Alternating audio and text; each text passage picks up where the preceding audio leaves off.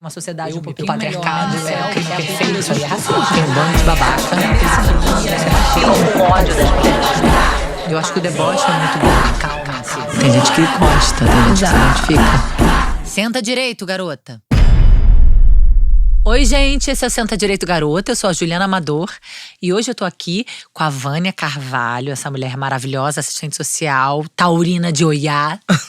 Seja muito bem-vinda, Vânia. Muito obrigada, Juju. Eu fiquei super emocionada que a Vânia chegou, né, aqui no programa, dizendo pra ela que quem apresentou o programa pra ela foi o neto dela. Foi meu neto Rodrigo. Né, ele vive pelas mídias sociais, ele ama isso, né? Não, e eu fico feliz porque quando o programa começou, até conversei sobre isso, né, quando a gente estava montando o nosso Media Kit e a gente precisa de patrocínios. Alô, patrocinadores! Quando o programa começou, tinha muito essa ideia equivocadíssima. Sim. De que esse programa é um programa para mulheres. Uhum. Esse é um programa que entrevista mulheres, sim, conta histórias de mulheres, né? Mulheres como protagonistas, porque né, a história ao longo da humanidade inteira foi contada pelos homens. Sim. Mas é um programa para todo mundo. Sim. Então eu fico feliz que os homens estejam ouvindo, assistindo. Tá antenado. Parabéns, Rodrigo. Vânia, conte-me tudo. Eu sou a Vânia Carvalho, como você falou, sou assistente social de formação. Mas antes dessa formação, eu venho de uma história. Sou uma mulher preta, periférica, umbandista, candomblessista. E que nasci no bairro da periferia de Bento Ribeiro. Fui mãe, conheci o pai dos meus filhos, eu tinha 15 anos. Né, fui mãe aos 18 por opção, foi escolha minha. Você e ele, duas… Não, eu tinha 15 e ele tinha 26. Ele era 11 anos mais velho que eu. Ele já tinha uma formação, ele já era professor de primeira parte. Mas vocês moraram juntos? Não, fazia faculdade de… Ele fazia faculdade de educação física, a gente se conheceu. Eu sempre pensei em ser mãe cedo. Da onde que eu tirei isso eu não sei, mas eu queria ser mãe cedo. E aí, sua mãe foi mãe cedo? Não, minha mãe inclusive ficou espantada, né? Sim. Quando eu contei pra ela que eu havia tido relações com meu namorado, ela falou, vou conversar com ele, com o seu Léo. Aí eu falei, mãe, não precisa conversar, não foi nada forçado. No meu tempo, como eu sou antiga, tinha um negócio de prova de amor, né? Prova de amor? Os homens pediam prova de amor. Só que ninguém me pediu nada, ele não me pediu prova de amor. Sim. Foi uma coisa minha, eu queria. Foi um desejo consciente. Consciente. Sim, consciente e na gravidez, consentido. Sim, consentimento. E a minha gravidez foi uma gravidez porque eu quis engravidar. Uhum. Eu queria ser mãe cedo, eu quis ser mãe. O Leonardo foi uma pessoa muito desejada, né? E assim, a minha mãe, com toda surpresa, né? Ela fez todo o enxoval do meu filho, fez tudo pro meu filho. Só que, infelizmente, minha mãe faleceu. Minha mãe faleceu. Antes dele nascer? Uma semana antes. Minha mãe morreu atropelada, quase que na minha porta. Nossa, que tragédia. É trágico, né? Horrível, assim. E meu filho nasceu 6 dias depois da morte da minha mãe. Nossa. Minha mãe saiu até do emprego para tomar conta do meu filho. O meu pai já havia falecido, eu tinha 15 anos. Minha mãe faleceu, eu tinha 18, né? E aí eu comecei essa trajetória. Quer dizer, eu entendo que o universo, né, ele me tira o papel de filha e me coloca como mãe. Bruscamente. Bruscamente. E me coloca como mãe. No momento que você era ainda muito jovem, realmente precisava daquele apoio, mas é isso. E foi a sua história, né? É isso, né? A vida que segue, tem aquele momento de revolta. E você estudava nessa época? Havia terminado o ensino médio, né? Uhum. E assim, a minha gravidez, como foi muito pelo meu querer, já estava tudo organizado, eu não ia me casar. Porque eu pensei em ter filho, eu não pensei em ter marido, né? São duas coisas bem distintas. Né? Mesmo naquele tempo, inclusive as pessoas nem acreditavam que eu estava grávida. Porque eu falava, gente, estou grávida. E as pessoas se escondiam naquele tempo, quando engravidavam, sem ser casados, né? Ficavam dentro de casa, o tempo todo. E minha barriga demorou muito tempo para crescer, porque eu já fazia capoeira. Então, meu corpo não tinha barriga nenhuma, né? Então, demorou muito e as pessoas não acreditavam. Então, a partir daí, eu tive que dar uma parada. Já estava tudo organizado, que eu também sou técnica de enfermagem, né? Mas você já era técnica nessa época, não? Era junto com ensino médio. Aí eu já havia terminado, mas eu estava na fase de estágio, né? Quando minha mãe faleceu. E aí, minha mãe já tinha saído do trabalho, porque minha mãe era doméstica, né? Ela era faxineira, diarista. E ela ia tomar conta do meu filho. E com essa história toda, aprendi uma coisa. Que nós fazemos um plano e o universo te traz um outro, né? Isso fez com que eu fosse morar com o pai dos meus filhos, uma coisa assim que não era esperada e nem era desejado, né? Morar, né? Mas aí acho que talvez por isso não tenha dado tanto certo. Deu certo o tempo que durou. Que eu tenho 2 filhos, né? O Leonardo e o Diego. O Diego foi assim uma proposta também, que eu sempre pensei, vou ter um filho. Aí tive meu filho foi crescendo, ele falou, mãe, me dá um irmão. E no local em que eu morava, as outras crianças tinham um irmão pra compartilhar, brincar. E meu filho não tinha. Eu falei, então eu vou fazer outro filho, vou dar um irmão pro meu filho, pra ele não ficar sozinho também. E aí eu fiz um outro filho. Depois eu me separei e fui seguindo minha vida, né? Que é cheio de tragédias também, mas acho que eu não fico presa nisso de jeito nenhum.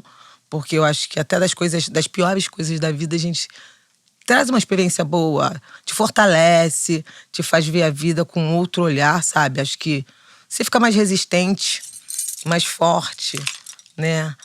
E te mostra mais que você é humano, né? Que você é muito frágil diante dos fenômenos da natureza e diante da espiritualidade que eu vivo. Hoje eu compreendo muito bem as coisas que ocorreram na minha vida, né? Porque as tragédias também trazem a humanização. Muito. Porque quando você só tem uma vida boa, só acontece coisas boas na sua vida, que eu acho meio difícil disso acontecer com os seres humanos que estão aqui nesse plano espiritual, você fica se achando muito, né?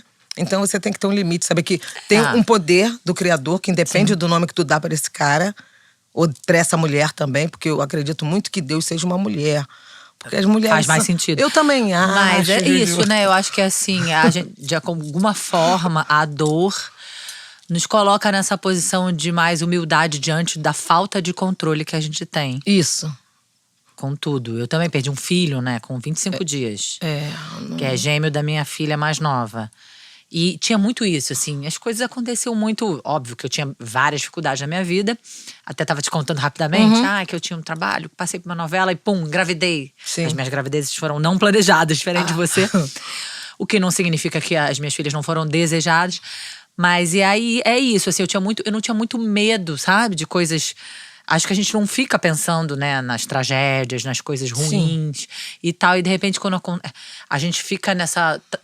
muito pretensiosa invencibilidade, né? As coisas ruins não acontecem comigo. E até parece, né? Porque que a gente é melhor do que a humanidade inteira que tá em guerra, inclusive. Um monte de criança sofrendo, sendo incinerada. E a gente é o quê? Melhor. Exatamente. Mas eu acho que é isso. O que não significa que a gente não mereça também muita…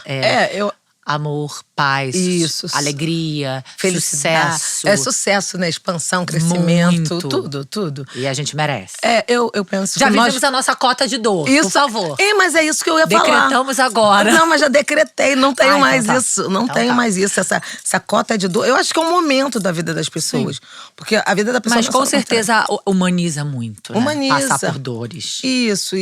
E assim, eu venho numa trajetória assim de que os meus pais, apesar deles terem ficado muito pouco tempo comigo, eles me deixaram um legado muito importante, né?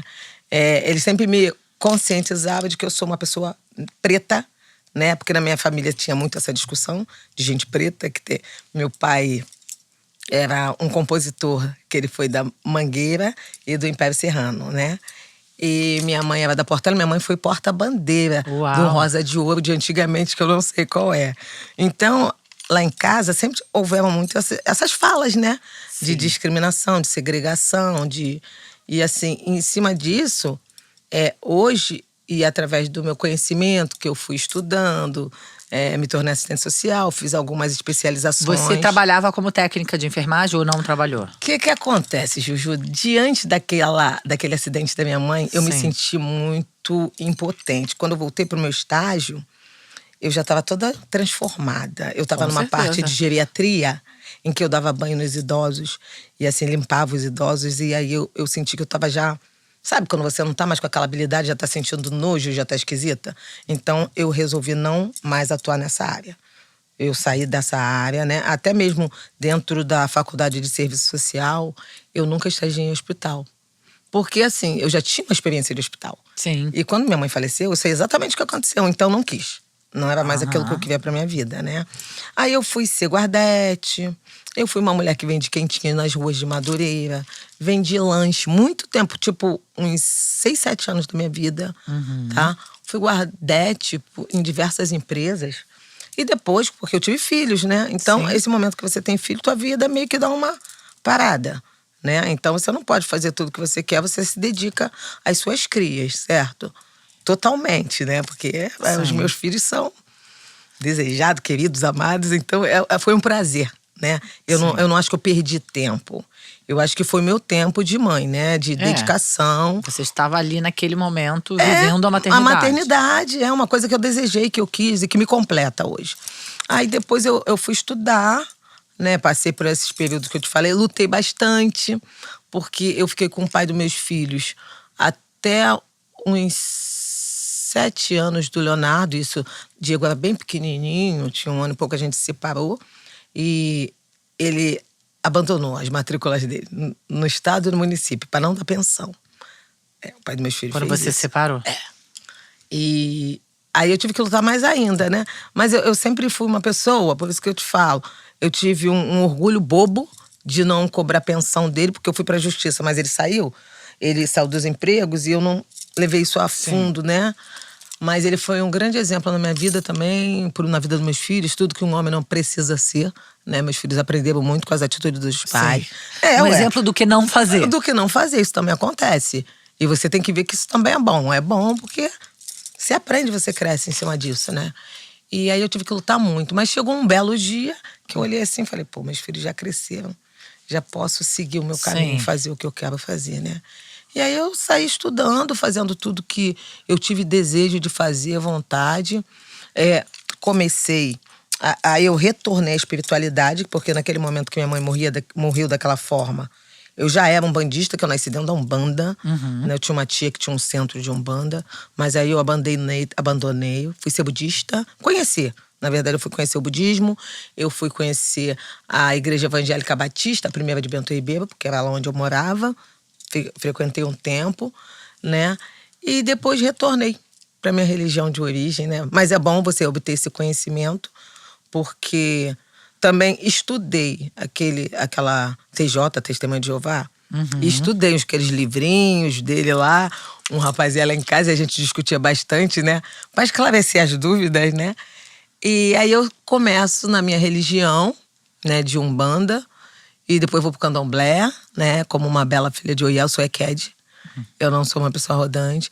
Hoje eu tenho meu filho mais velho, que eu não levava pra espiritualidade, mas ele é um babalorixá.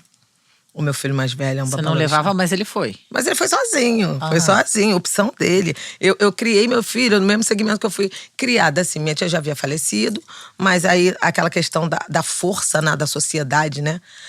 Eu fui direcionada para a Igreja Católica. Eu sempre fui um bandista, porque eu nasci na Umbanda. Mas eu fiz comunhão, crisma, essas coisas que todo mundo faz, que tá dentro desse papel e que hoje eu não colocaria meus filhos para fazer. Porque se meu segmento é um outro, eu não batizaria meu filho nesse segmento, porque dentro da minha religião, os meus sagrados… Eu estudei num colégio católico, né? Então eu fiz também esses sacramentos. Isso. Mas minhas filhas são batizadas na Umbanda. Mas olha só, dando um banho, né, Zequete? Os meus filhos são depois, mas eles foram batizados na Igreja Católica, fizeram comunhão, sabe? Meus netos não. Meus netos já são outro papo, né? Eu já assumi, e eu acho que meus sagrados são capazes de batizar muito bem qualquer pessoa que tenha, né, que seja dentro desse segmento.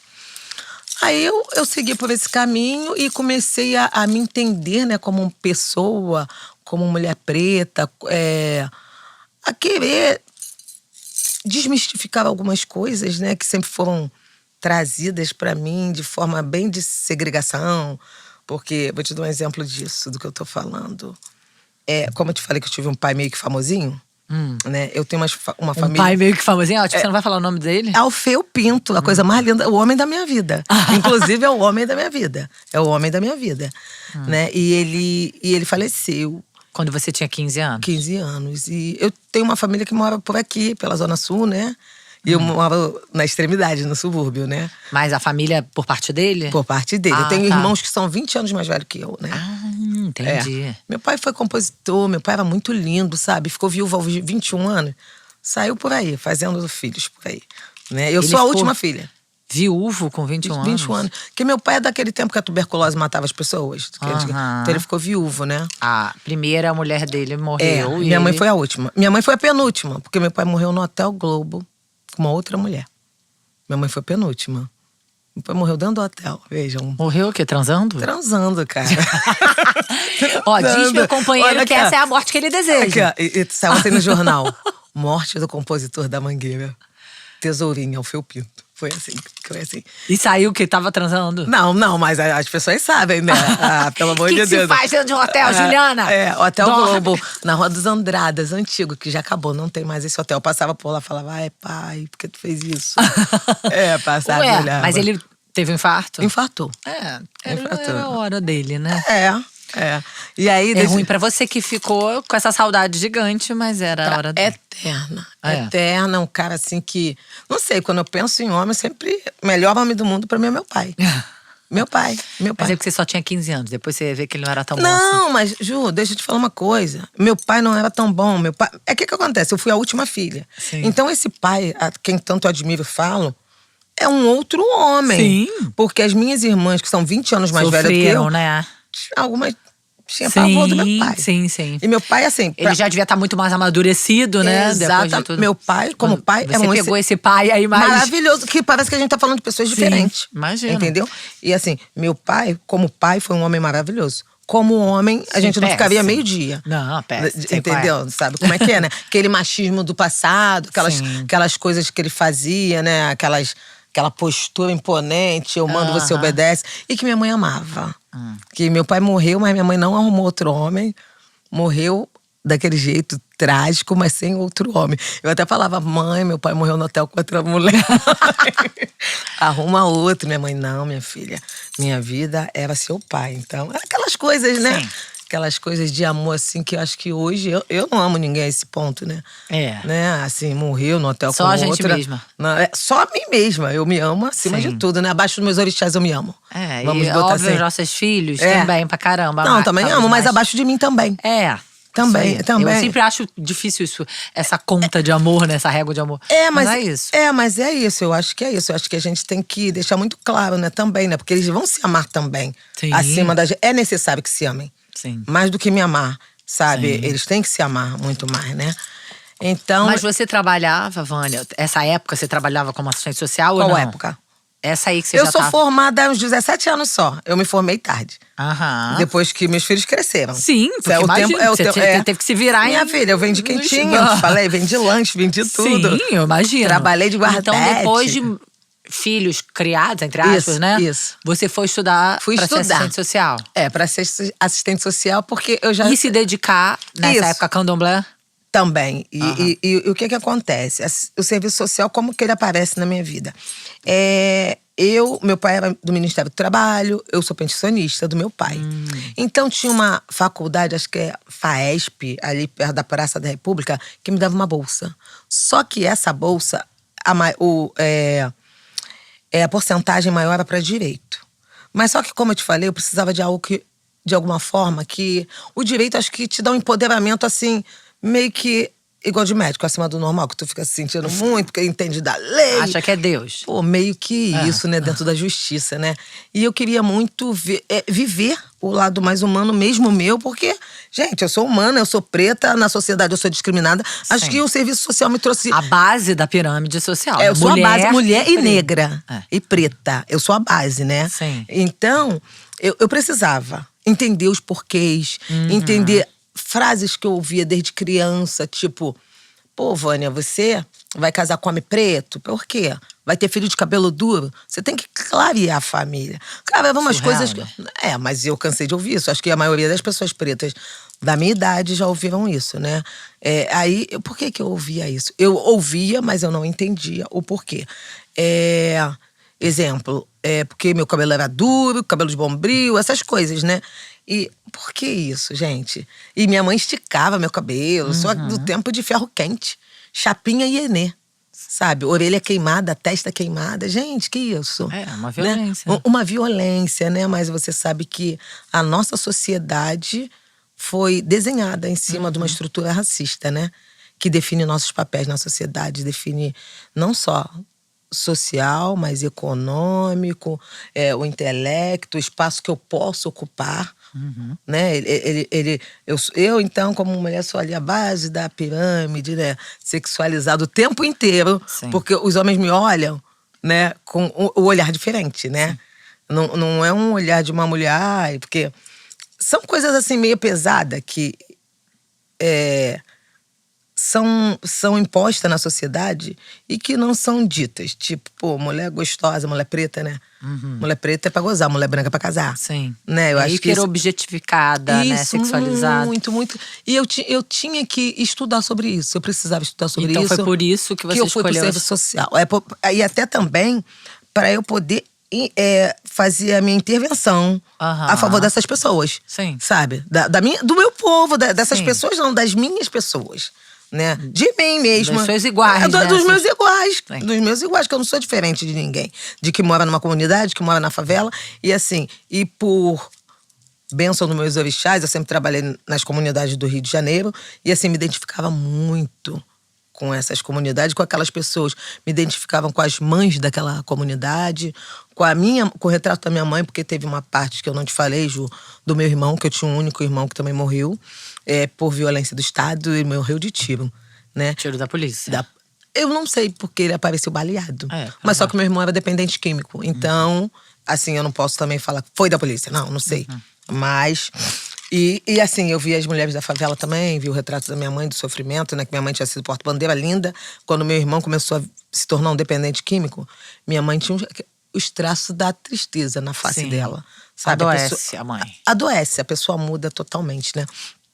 Então, eu tive o privilégio de estar vivenciando isso e, assim, fazendo uma teoria prática da minha história e daquilo ali que eu estava vivendo. Trazendo, né? sei lá, pro intelecto, né? Pra teoria, aquilo que você já vivia na prática. Isso, que eu já vivia na prática.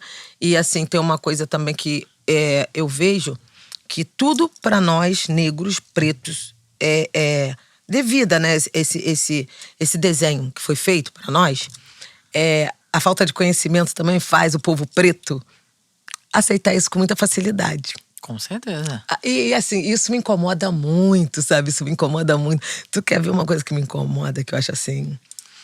Não estou desmerecendo nada, mas quando eu vejo a minha população preta,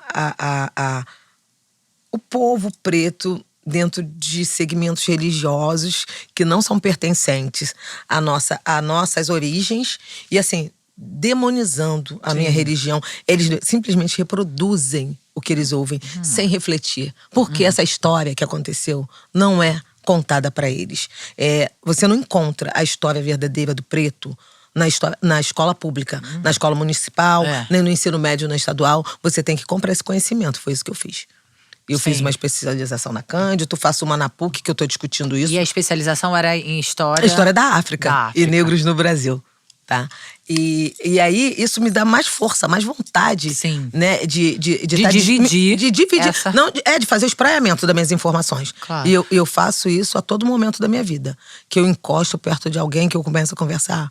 Eu começo a falar de tudo que eu aprendi. Eu tenho essa necessidade. Eu preciso que o meu povo entenda melhor sobre a nossa história. E não fique com esse estigma, sabe? De inferioridade, dessa coisa que tá bom assim, e que esse caminho religioso tá ótimo, porque esse caminho que tem que ser, porque esse é o verdadeiro caminho, sabe? E isso tudo me incomoda muito, né? E isso me atravessa por quê? Aí eu vou te falar dessa minha última especialização que eu fiz, né? E desse assunto que eu tô discutindo. Por que essa questão das igrejas e do meu povo preto estar junto me incomoda? Eu trabalho com egressos do sistema prisional, tá? Por que a Vânia trabalha com egressos do sistema prisional? Porque quem tá preso ali é o preto. Sim. Tá? Então, eu trabalho… Onde meu povo tá, eu quero estar. A população que tá encarcerada é pobre e preta. Isso. E quando que eu descubro isso, essa questão? Quando eu vou implementar um projeto dentro do cárcere, né? Eu trabalhei dentro de 2 cárceres, implementando um projeto, que eu faço parte de uma rede de apoio a egresso do sistema prisional. Antes de estar trabalhando no escritório social, eu estava nessa rede que já tem ela tem 17 anos, eu tô dentro dela, eu acho que há uns 10 ou 11 anos, né? E eu fui implementar um projeto. E aí, o que me incomodou ali? Porque enquanto tu tá aqui fora, você sabe, mas você não presencia, então você não vê aquela coisa, né? Aí eu via o povo lá e só pastores, né? E o padre. Eu falava, gente, cadê meu povo? Né? E isso aí foi se afunilando de forma que hoje, aquele povo que tá lá, quando eles saem, esse povo preto, né? Eles saem, eles querem fechar meu candomblé, eles querem fechar um bando, eles querem dar surra no Pai de Santo. Então eu tenho que intervir. Eu tenho que arrumar uma forma de estar combatendo isso. Forma de que eles entendam. Então eu comecei a estudar essa parte. Até onde o Estado é laico, né? Sim. É laico pra quem, né? É laico pra quem, né? E aí eu me direcionei pra esse lado. Essa questão do homem, né? Dentro do cárcere. E a parte da minha religião que é muito latente em mim. Então eu quero estar naquele espaço também. Pra estar dividindo. Eu tentei uma entrevista também com uma pessoa que só vive lá, que é uma mulher, né? Um bandista. A mãe... Acho que mãe Rita. Ela passa o conhecimento da nossa religião lá dentro. Sim. Só tem uma mulher que faz isso aqui no Rio de Janeiro. Que é essa mulher que eu olho e quero fazer o mesmo trabalho, né? Sim. Aí as pessoas falam, pô, Vânia, mas Que você... te inspirou ela. Ela me inspirou. E por quê? Porque isso de alguma forma me agride. Porque quando eles saem, eles querem fechar os terreiros, eles querem proibir. Eu sou como um bandista candomblessista, eu tenho que levar essa cultura para esses homens. Para eles entenderem que o nosso Ogum é mais antigo que JC, cara. Sim. Assim, sabe? Essas coisas que as pessoas não sabem.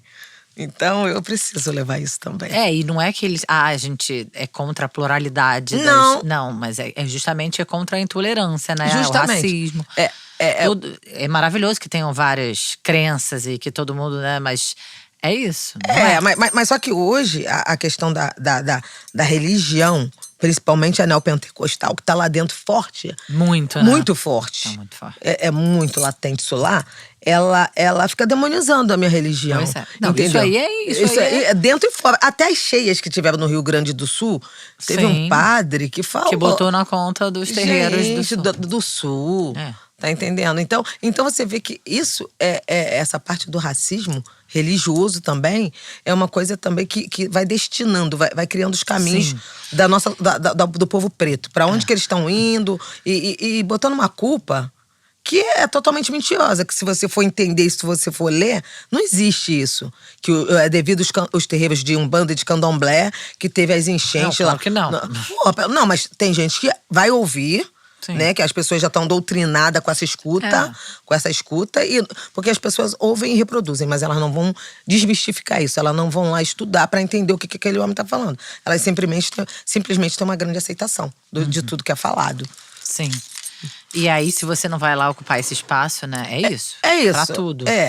Na vida. Se eu não vou ocupar esse espaço, eu sou engolida. Né? Eu já sou engolida, mas é tipo como se a gente tentasse se debater. Vive se debatendo para tentar... E você tem ido? Você já conseguiu fazer isso? Não, eu tô terminando meu TCC, que traz essa narrativa, essa temática, né? Meu objeto de pesquisa. E vou, porque eu já fui, né, na verdade, com esse trabalho. Mas não um trabalho religioso. Outro tipo de trabalho, de empoderamento para aquele homem que tá ali, né? Mas agora eu pretendo ir com um trabalho religioso, sim.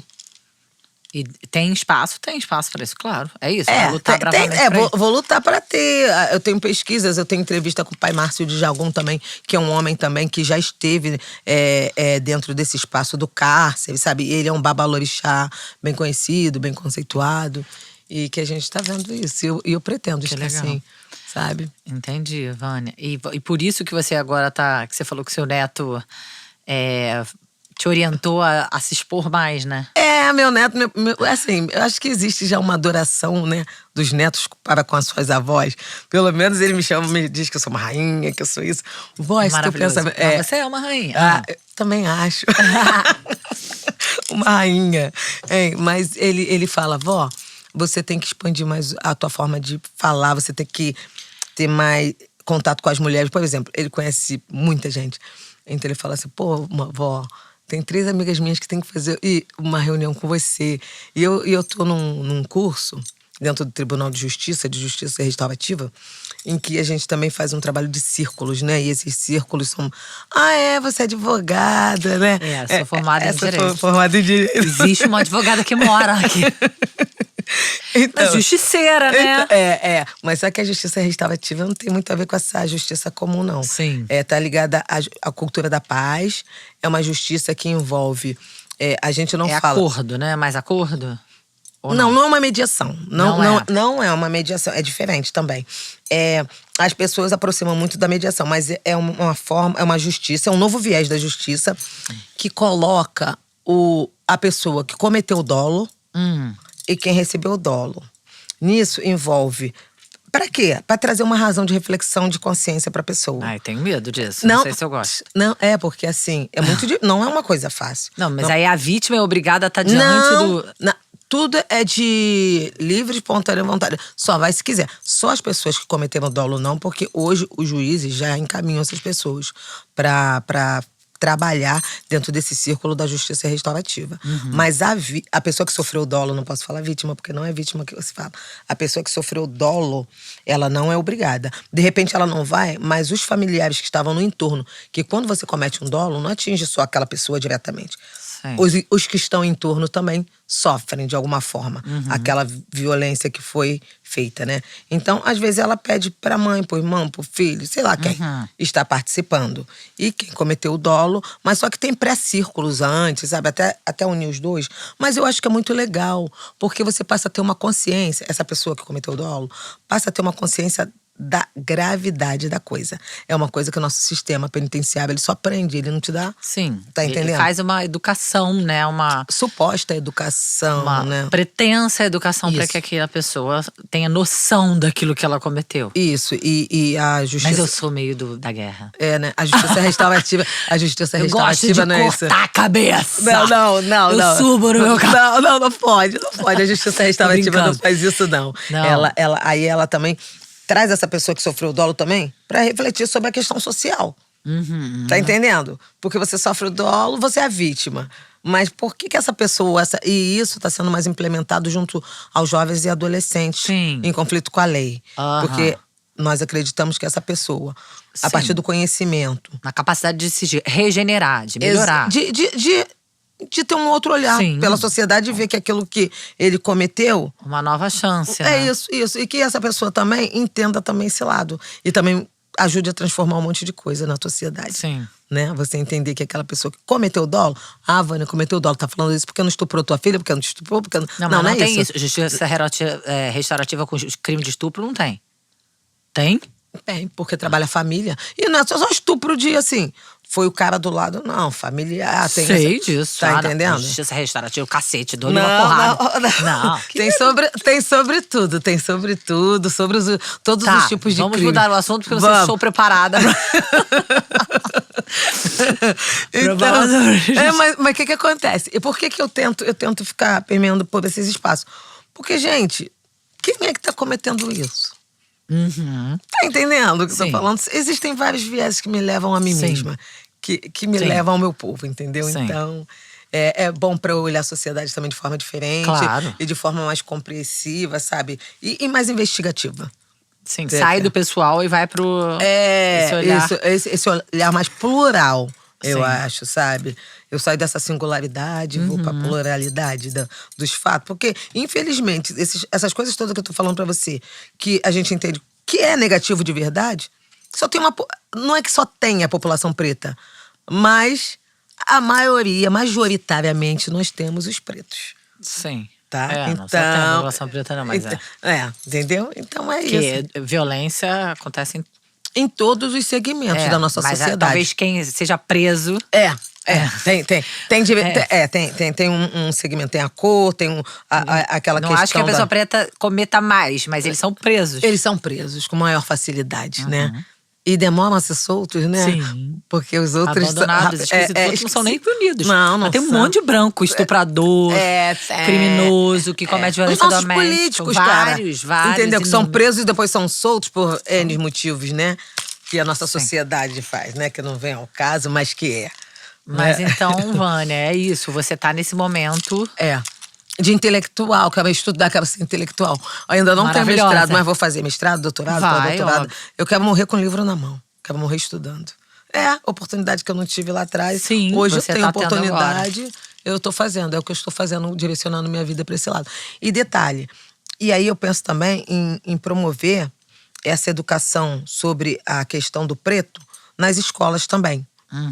Para as crianças, para eles não sofrerem tanto racismo. E assim, uma coisa que eu trago, que é bom Quanto falar antes eles melhor. souberem a história, né? A história. Menos melhor. eles se envergonham, né? Que as pessoas Sim. falam assim, porque o preto tem vergonha de ser preto. Gente, quem não teria vergonha daquela história que tá no nosso livro de história? Só vê os pretinhos lá com aquelas argolas no pé, como se, o preto não lutou, não foi nada. Ele aceitou a argola, tá dito assim, você vai ser escravo e ponto, né? E ele aceitou isso. Não foi assim, Claro a história que não. não é essa, mas essa é a história que a gente aprende. Então, por esse motivo, as pessoas têm vergonha sim de ser negra. Essa aceitação só muda essa visão de rejeição sobre a sua própria origem a partir do conhecimento, a partir do momento que a pessoa tenha acesso à verdadeira história do negro. Tá? Que eu digo que é a verdadeira história do negro. Não é essa história que o colonizador contou, que ele botou lá nos livrinhos pra gente. Sim. Não é o pessoal que veio na proa, o pessoal que veio no porão que tá contando agora. Os descendentes. Os descendentes. Né? Agora a gente tem vários, né?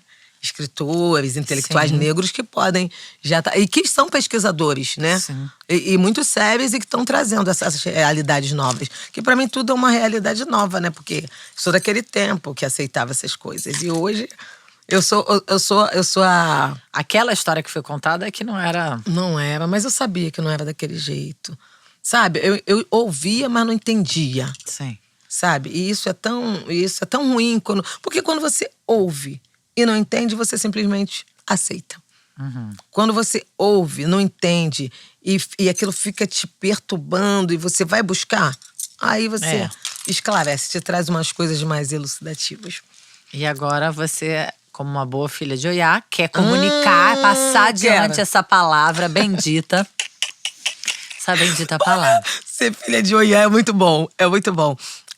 Oiá te dá uma força, é um privilégio ser filha de Oiá. Eu amo todos os orixás, eu sou uma Ekede, sou Ekede de Oxóssi, tá? Mas sou uma mulher de Ogum Cunhansã, né? Então, isso me dá um empoderamento, uma força. Quando eu fui conhecer a verdadeira história também de Nhansã, que ela é a coisa mais linda do mundo, sabe? E Mitologia africana a mitologia africana é tudo. E assim, existem Divina. várias qualidades, né? Não sei se você tá dentro disso. Dessas qualidades de Oiá que Não, eu não sei sobre isso. Não, você não. pode falar se quiser. Tem várias qualidades de Nhansã, né? E a minha Nhansã é uma que veste o rosa. E por que ela veste o rosa? Porque ela é uma guerreira que ia lutar, né? A favor das ideologias dela. E ela mata tanto. Ó, viu? Que um dia, viu aquele negócio que quer cortar a cabeça? Ó. Aí ela mata tanto que um dia ela é chamada no castelo de Oxalá, né? Isso é um dos itãs, tá? E ao chegar no castelo de Oxalá, ela tá toda suja de vermelho, de sangue, de tanto que a louca já matou por aí, né? Aí Oxalá pega o efum e passa na roupa dela todinha. E aí ela fica com a roupa cor-de-rosa, né? Então ela é uma Nhansã, ela é onira. Ela é pactuada com Oxum. Oxum vem comer junto com essa Nhansã. Então, tu imagina. Tu imagina. Então, é assim, eu vejo que a minha força, essa minha luta, essa minha resiliência, né? Sim. Vem muito da minha espiritualidade, da minha ancestralidade, sabe? Disso que eu acredito, né? Os meus orixás são o meu direcionamento nessa vida, nesse plano espiritual que eu estou. Eles que me dão essa direção. Cada dia que eu saio de casa e que eu volto intacta, eu falo Aláfia. Mais um dia, sabe? Sim. Axé pros meus orixás, porque, gente, a gente vive numa sociedade super violenta. Eu trabalho num viés, né, com pessoas que são essas pessoas que são ditas violentas, né? Eu me relaciono em alguns ambientes também, né? Onde estão essas pessoas, né? Que são o que é o meu povo. E, assim, por eu morar na periferia, eu vivo em espaços que são muito conflituosos. Sim. Né?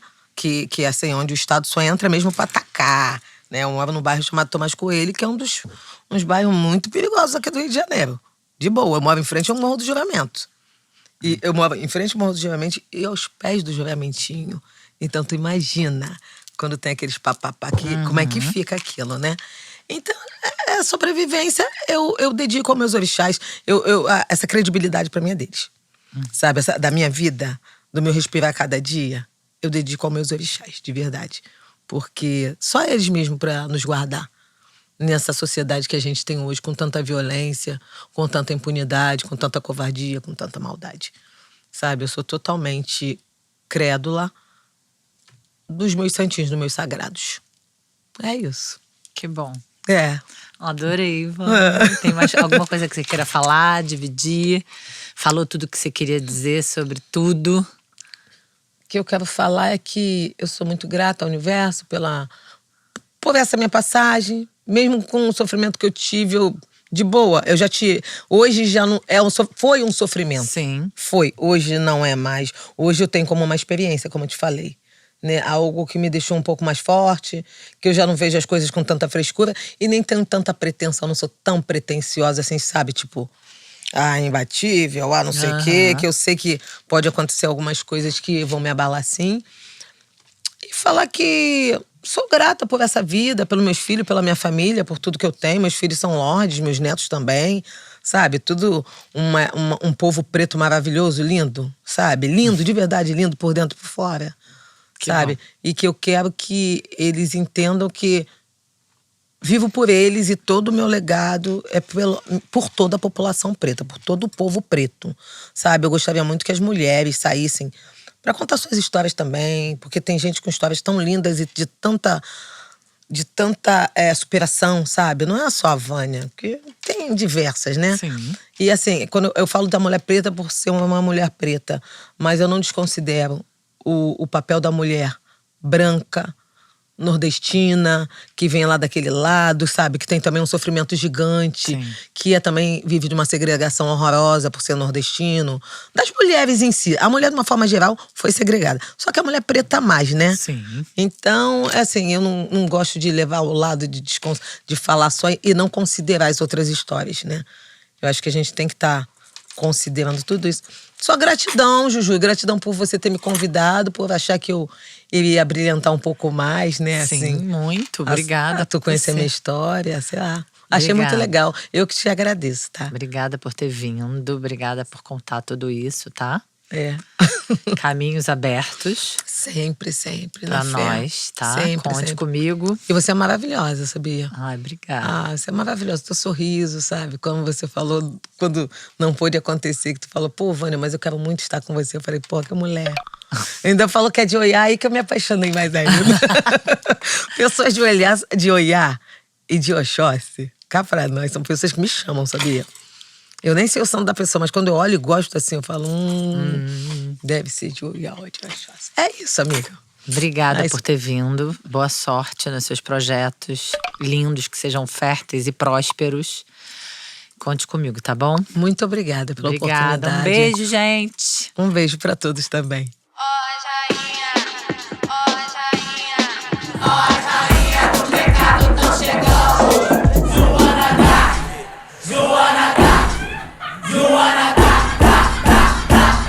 Senta direito, garota.